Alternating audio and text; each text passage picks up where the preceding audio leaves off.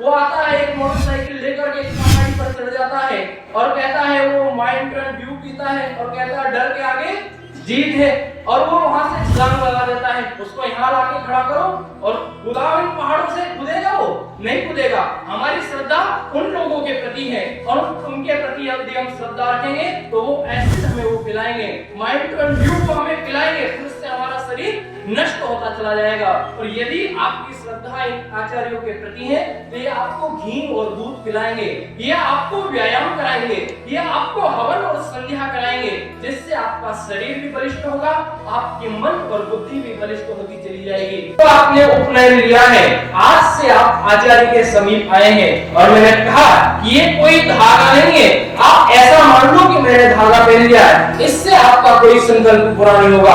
आपके मन में श्रद्धा होनी चाहिए कि आज से मैंने ये जो पवित्र धारण किया है, ये जो 3 ऋणों को मैंने आज से धारण किया है, इनको पूर्ण करने का प्रयास करूंगा। मेरे ऊपर जो उपकार है उनको मैं पूर्ण करने का प्रयास करूंगा, अधिक से अधिक उपकार में लोगों का करने का प्रयास करूंगा। अपने मन में श्रद्धा बना के रखना, और यदि आपके मन में आचार्यों के प्रति श्रद्धा होगी, यदि आपके मन में माता पिता के प्रति श्रद्धा होगी, यदि आपके मन में बड़े लोगों के प्रति श्रद्धा होगी, तो आपके जीवन की उन्नति होती चली जाएगी। क्योंकि कहा है कि जिसके प्रति श्रद्धा होगी, श्रद्धा का आचार्य का पालन करना। आप जैसे आचार्य के समीप हैं, यदि आचार्य जी के प्रति आपकी श्रद्धा है और आचार्य जी ने कहा घी और दूध खाना, आचार्य जी ने कहा व्यायाम करना, तो आपके जीवन की उन्नति होगी, आपका शरीर बलिष्ठ बनता चला जाएगा। और यदि आपकी श्रद्धा आचार्यों के प्रति नहीं है, यदि आपकी श्रद्धा उन दूसरे लोगों के प्रति है जो इस समाज को बिगाड़ने में लगे हैं, किन लोगों के प्रति श्रद्धा रखते हैं आजकल के लोग? आपने सुना होगा एक व्यक्ति आता है, ऋतिक रोशन का नाम सुना आपने? हीरो ने ऋतिक रोशन का नाम सुना? गर्दन हिलाओ, सुना कि नहीं सुना?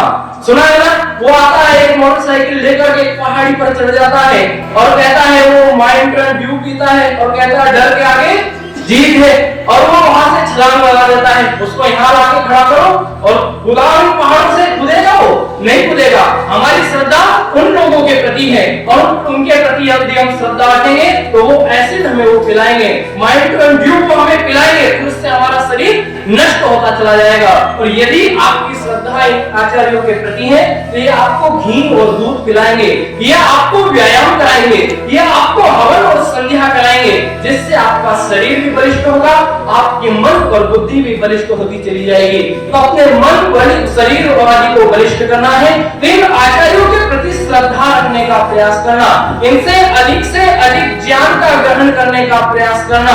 और ये अवस्था आपके ज्ञान के ग्रहण करने की है। तो इन 3 ऋणों से पूर्ण होने का संकल्प आज आपने लिया है। पूज्यपाद स्वामी जी महाराज ने पूर्व में ही आपको बता दिया, 3 कार्यों को कभी भी नहीं छोड़ना है। और ये 3 ऋण कौन से हैं? पितृ ऋण, देव ऋण और ऋषि ऋण। माता पिता की सेवा करना, आचार्यों की सेवा करना, और सेवा करने का तात्पर्य क्या है? एक बार की बात है, एक बार एक गांव में एक माता जी रहती थी, उनके पास में एक व्यक्ति गया, बोले आपके पुत्र आपकी सेवा करते हैं कि नहीं करते हैं? बोले सेवा तो बहुत करते हैं, मेरे 4 पुत्र हैं, चारों आकर के मेरे पैर दबाते हैं, चारों आते हैं बड़े अच्छे मुझे खाने का देते हैं, चारों आते हैं मुझे बहुत पैसा देते हैं, लेकिन फिर भी मैं अपने जीवन में सुखी नहीं हूँ। क्यों?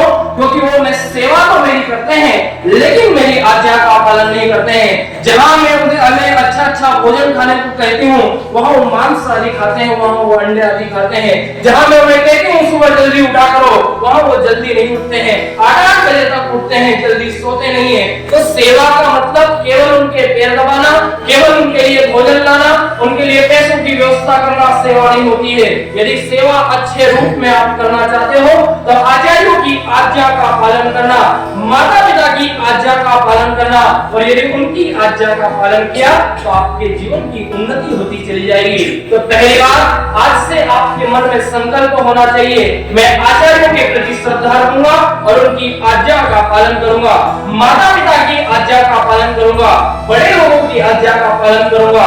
दूसरी बात, आपको ऋषि ऋण को अपनाना है। ऋषि ऋण अर्थात जो ऋषि मुनियों से हमें प्राप्त हुआ है, जो ज्ञान हमारे अंदर हम आचार्यों से प्राप्त कर रहे हैं, आज से संकल्प लेना अधिक से अधिक मैं उस ज्ञान को ग्रहण करूंगा और आगे चल करके समाज को उस ज्ञान को फैलाने का प्रयास करूंगा।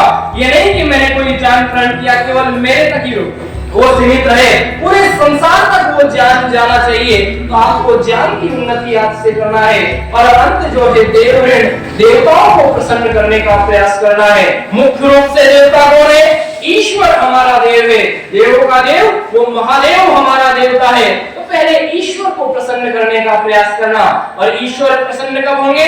जब ईश्वर की आज्ञा का पालन होगा। ईश्वर की आज्ञा क्या है? वेद ईश्वर की आज्ञा है, तो वेद के अनुसार अपने जीवन को चलाना और संध्या के द्वारा ईश्वर को प्रसन्न करना, और यज्ञ आदि से जो जड़ देवता है इनको प्रसन्न करने का, शुद्ध रखने का, इस प्रकृति को, वातावरण को शुद्ध रखने का प्रयास करना।